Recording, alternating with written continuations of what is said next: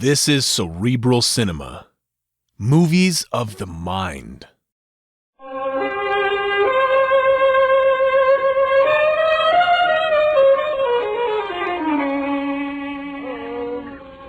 Over here. I found him. Oh, well done, Watson. Yes, there's been an accident. Huh?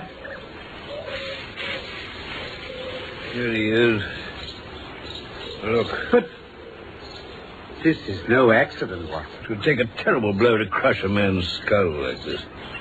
The poor fellow's been brutally murdered. My medical training had given me some preparation for the many faces of death. And on several investigations with my friend Sherlock Holmes, I had reason to be grateful.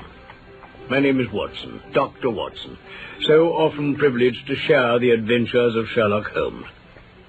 I will tell you what happened in the case of the Priory School. We had some dramatic entrances and exits upon our small stage at 221B Baker Street, Sherlock Holmes and I, but I can't recollect any as sudden and startling as the first appearance of Dr. Thornycroft Huxtable, M.A., Ph.D., etc., etc. His card seemed too small to carry the weight of his academic distinctions, but he himself was large and pompous, the embodiment of height, position, and solidity. But this impression lasted little longer than his greeting. How do you do, gentlemen? I am very... Oh, great heavens, Holmes. Let's see. Well, the old remedy's the thing here. Brandy and water again? Great believer in it. Usually does the trick, you must admit. Oh, I do. Ah, he's beginning to stir. Return ticket from Mackleton in his watch pocket. That's in the north. He must have started out early. Steady, Holmes. It's coming round. Only curiosity, Watson. Mr. Holmes, do forgive this weakness. Oh, it's nothing, Doctor. Here, let me help you into this chair. Thank you. You are very kind.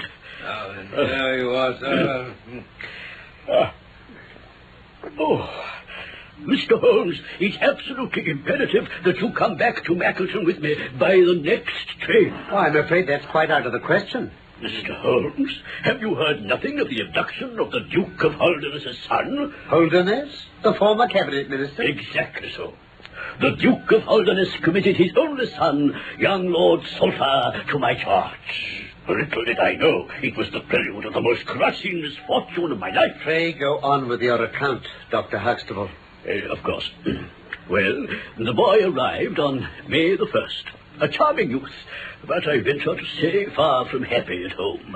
His parents separated, you know, not long before the boy came to me. Yes, I remember that. The Duchess went to live in the south of France, didn't she? That is so. The boy's sympathies were very much with her, I gather, but he had to remain with his father. Anyway, he settled down at the Priory at once. That's good, then. Yes. Well, he was found to be missing first thing last Tuesday morning. His bed had been slept in, and he'd obviously got dressed in his usual school suit. When the alarm was raised, I at once called the roll of the whole establishment, boys, masters, and servants. It revealed that Lord Salter hadn't disappeared alone. No? No. Heidegger, the German art master, was missing also. His bed had also been slept in, but he seemed to have gone away partly dressed. His shirt and socks were lying on the floor. His bicycle was missing from the shed. Surely there's an official investigation afoot. Yes, though only locally. It has proved completely disappointing so far. The whole affair has been handled deplorably. I quite agree, sir. But I am not to blame. I knew of your reputation of wanting to come here at once, but His Grace would not countenance it. Actually, Holderness Hall is quite close to the Priory School, and at first we all thought that the boy must have gone there. Some sudden burst of homesickness, you know. It does happen. But the Duke was as surprised as we were when he heard the news. Had the boy a bicycle? No. Was any bicycle missing other than the German's, I mean? No, none. I see. Did anyone call to see the boy on the day before he disappeared? No. Did he get any letters? Yes, he did get one letter from his father. How do you know it was from his father? The coat of arms on the envelope and His Grace's handwriting, it is easily recognizable. Had the boy ever had a letter from France? From France? Why, no. I should have remembered that. You said, though, that the boy's sympathies were with his mother. Who told you that? I had a confidential talk with His Grace's secretary, Mr. James Wilder. I see. Mr. Holmes, I shall have to be leaving for Euston. I must get back to the school at a time like this, you understand. We shall be leaving for Euston, Dr. Huxtable. Ah, Captain. You, I, and my friend Watson here. This case of the Priory School has some singular features, yet it should be capable of solution. If the scent isn't too cold around your door, Dr. Huxtable, perhaps two old hounds like Watson and myself may get a sniff. Well, gentlemen, this is the Priory School. Roberts, these gentlemen's coats, if you please. Very well, Dr. Huxtable, sir. Sir. Yes? The Duke is here, sir. Oh. His Grace is in the study, and Mr. Wilde is with him, sir. He seems rather upset. Oh, dear me, then I must see them without delay. Come, gentlemen, and I will introduce you at once. Oh, yes. Well,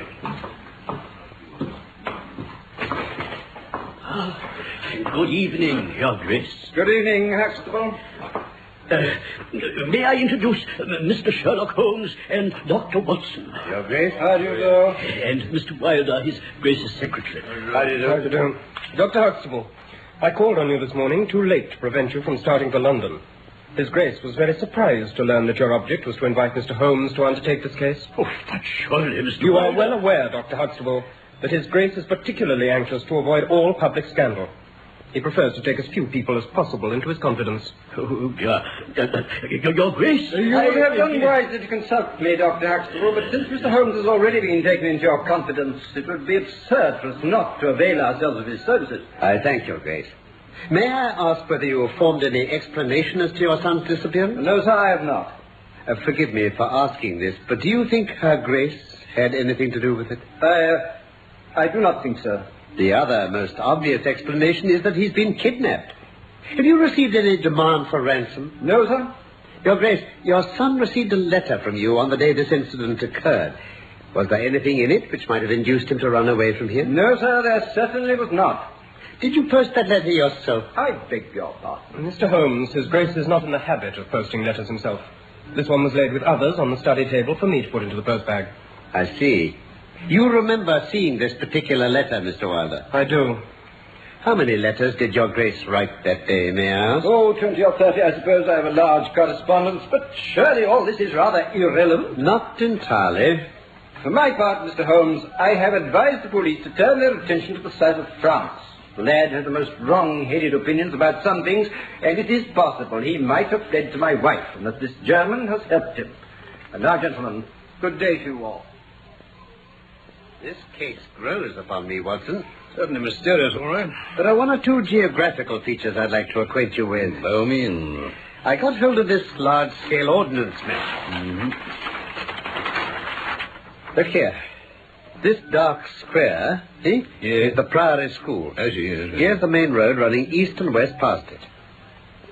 Now, by a happy chance, we're able to check what passed along this road during the night in question. Mm-hmm. At this point to the east, where my pipe's lying, a constable was on duty from 12 to 6. He's positive the man and boy could not have passed without him seeing them.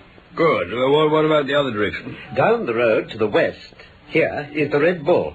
Now, on that night, the landlady was ill.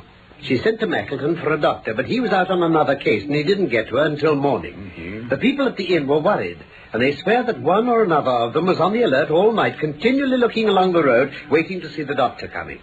They saw no man or boy. Well, supposing they went across country. Oh, but what about the bicycle? A good cyclist doesn't need a road, does he? Well, no, he doesn't. Very well. Then, assuming that the cycle was used and not along the road, this is the only possible direction. To the north, here, across this moorland. It's intersected with paths and sparsely populated. Mm-hmm. To the south, here, towards me, there are obstacles, stone walls, and so on. No, they would take to the moor. Seems like it, Holmes. So it's the moor we must search. Tomorrow, then. Yes. I'll wake you early. We shall have a long day ahead of us.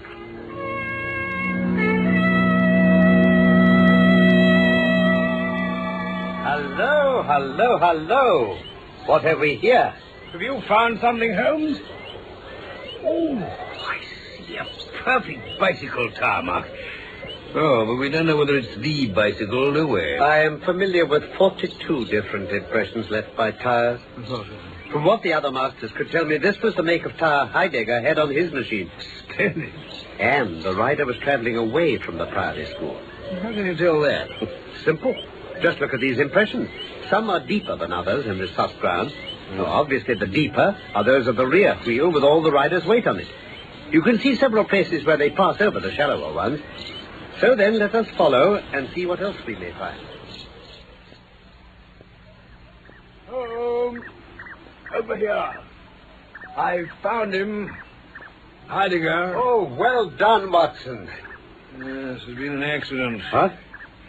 I just happened to spot the bicycle wheel glinting through these bushes. Here he is. Look. But this is no accident, Watson. The poor fellow's been brutally murdered.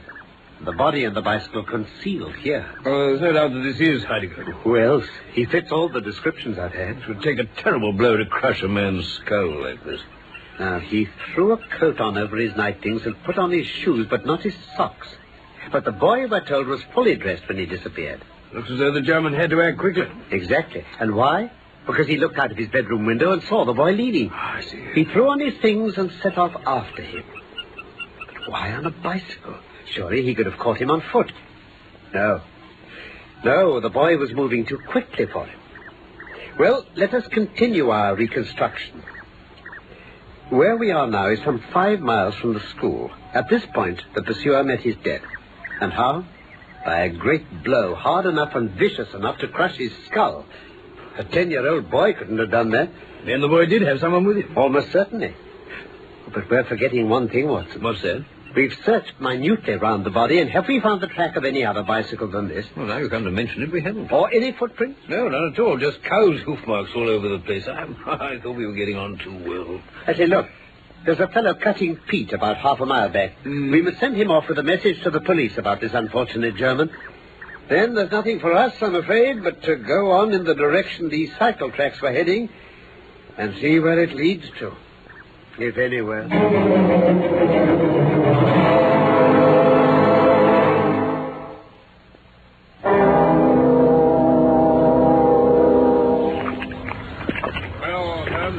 Never so glad to steer in ahead of me. I'm inclined to agree with you, Watson.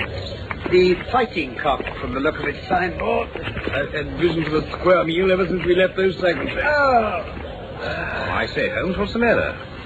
It's not very lame, Will. I must have twisted my ankle, Watson. Loose stone just now. Poor fellow. Be all right in a minute or two, perhaps. Oh, I'll take a look at that when we get indoors. Here, come on, take my arm. Oh, thank you. Ah, this must be the landlord. I hope his food looks more savory than he does. Good day, Mr. Reuben Hayes. I suppose you haven't such a thing as a carriage in your stable? No, I have not. How to get my name so pat? It's printed on the board above your head. Ah. Oh, by the by, I twisted my ankle just up the road there. I can hardly put my foot to the ground. Don't put it to ground, then. But I can't walk. Well, then, up. I could just manage a bicycle with one foot, I think. I'd pay a sovereign to house. Ah? Where do you want to go? To Holderness Hall. Oh? Are you pals of the Duke, then? Well, we have news of his son for him. You're looking for the lad, are you? We were, but he's been seen. Where? In Liverpool. They expect to get him any time now. Oh, well, that's good news, then, isn't it? Now, surely you can help my friend in some way. He can't walk on like this. I happen I can. You got a bicycle for him? No, haven't got no bicycle.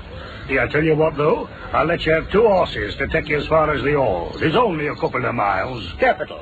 And now I think we'll have something to eat, if you'll be so kind. Right, gents. First door on the left as you go in. I'll just go and see what I can find for thee. Thank you. Now, come on, Tom. Lean on me as heavily as you like. Thank you. Well, here we are. Good.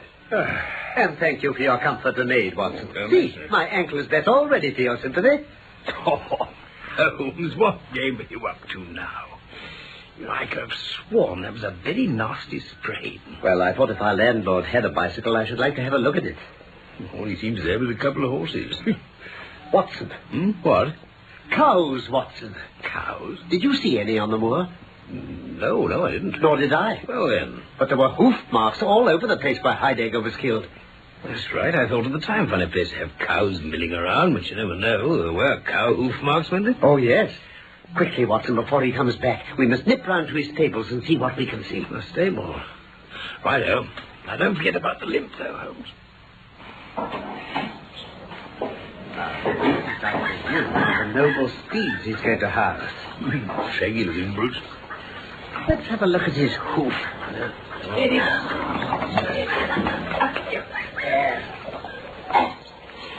See, Watson?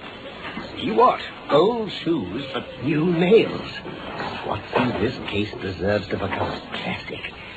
All right. Look out, Holmes. Look out. Landlord's coming. Hey, you! You infernal swine! What are you doing there? Why, Mr. Reuben Hayes, one might think that you were afraid of our finding something out. Now, look here, mister. I don't care for folk poking about my place without leave. The sooner you pay your score and get in your way, the better I'll be pleased. Now, look here. All right, Mr. Hayes. No harm, then.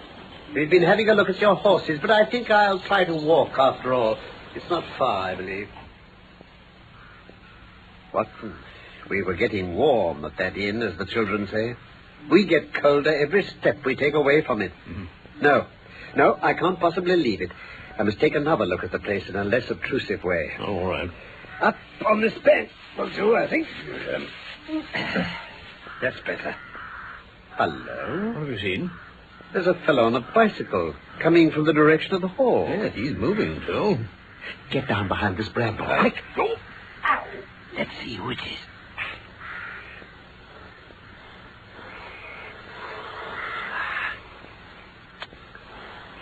Duke's secretary, Wilder. So it is. Come, Watson. Let's see what he's up to, bicycling about the countryside. We shan't see anything at all. It's getting dark. Oh, I hadn't noticed. They've just lit the lamp in that first-floor room. I think we'll hold on here until it's dark enough to go down and take a really close look.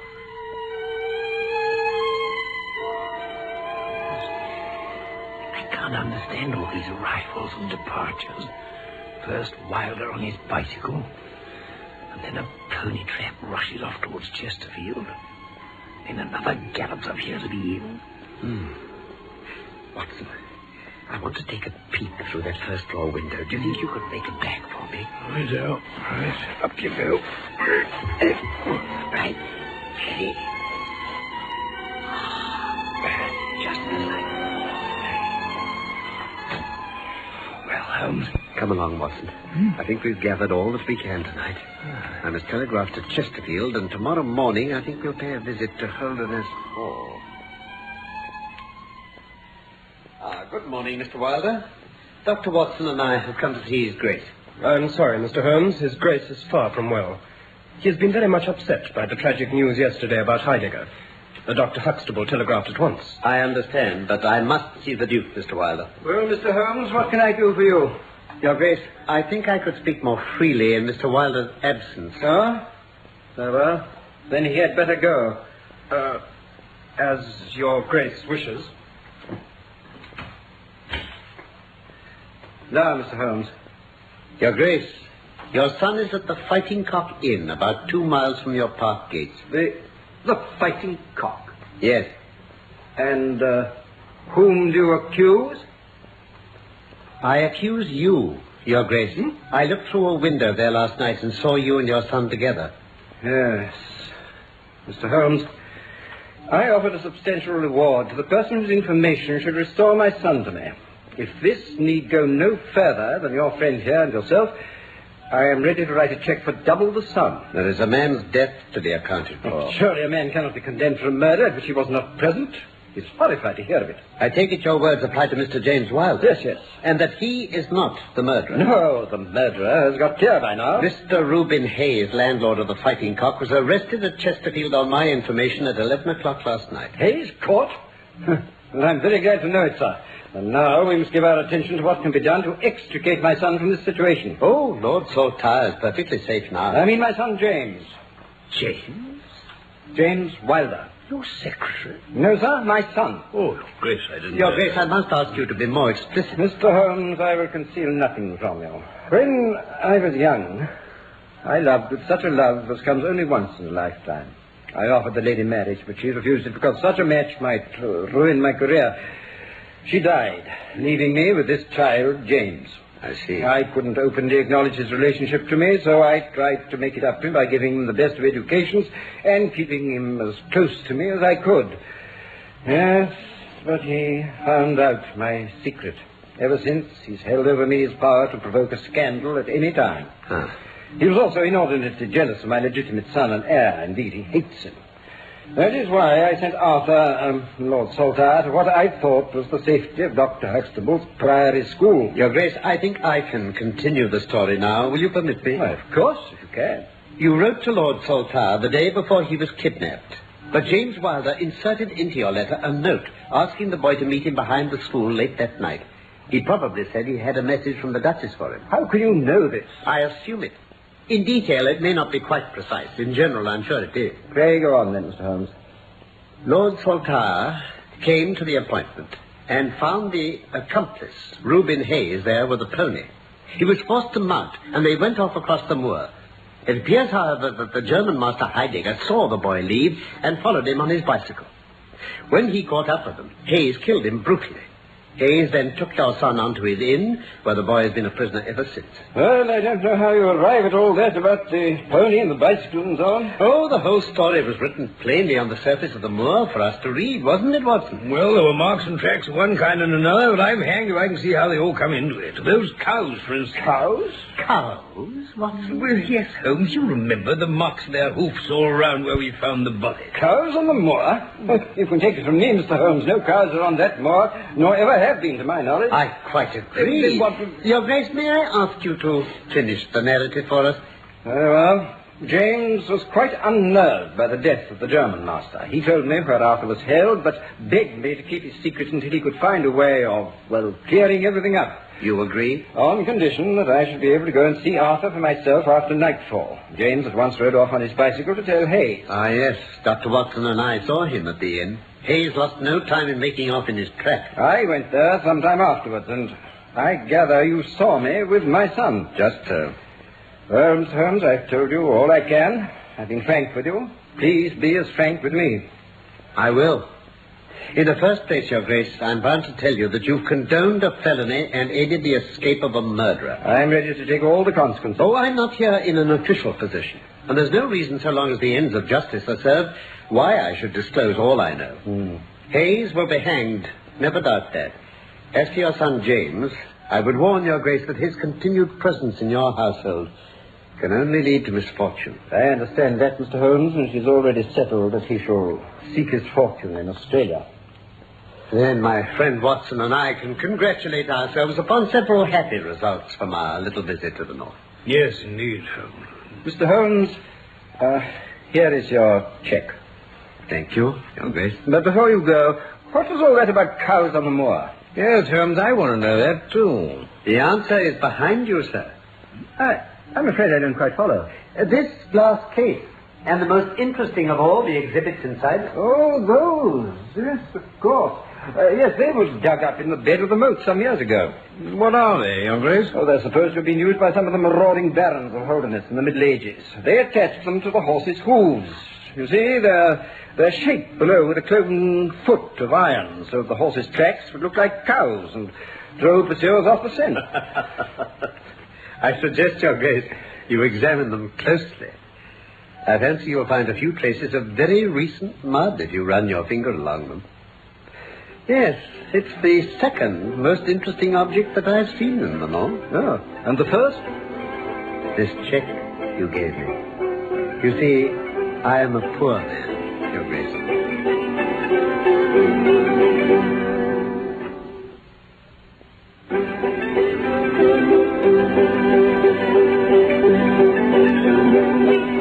The Priory School was one of the stories of Sherlock Holmes, written by Sir Arthur Conan Doyle. My real name is Norman Shelley. My friend Carlton Hobbs played Sherlock Holmes, and I was Dr. Watson. Michael Hardwick wrote the script for this BBC production from London. Need I say I look forward to the pleasure of your company again, and soon, for more of the adventures of Sherlock Holmes.